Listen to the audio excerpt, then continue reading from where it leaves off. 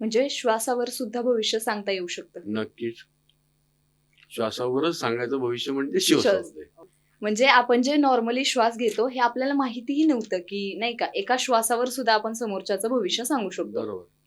म्हणजे मी जेवढे काही पुस्तकात वगैरे वाचले त्यानुसार या शास्त्र जे आहे याच्यात कोणतेही टूल नाही वापरायचे असं तुम्ही म्हटले.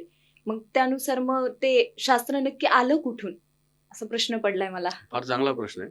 कारण आलं कुठून म्हणजे महादेवाने पार्वती देवीला सांगितलेलं हे शास्त्र आहे आणि ते ओरिजिनल शास्त्र माझ्यापर्यंत पोहोचलेलं आहे. मी अरे वा. फार म्हणजे देवाचे आभार मानतो की माझ्यापर्यंत ते मिळालं आणि म्हणून तर लोकांना भरभरून द्यायची इच्छा होते.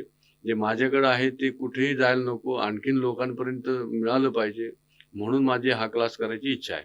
हे तुमचं महादेवानी पार्वती देवीला ज्यावेळेला हे सांगत होते ते फक्त श्वासातून आपल्याला त्यासाठी कोणतंही पंचांग लागत नाही, कुठला मुहूर्त लागत नाही, दिवस लागत नाही, राहुकाळ पण बघायची गरज नाही.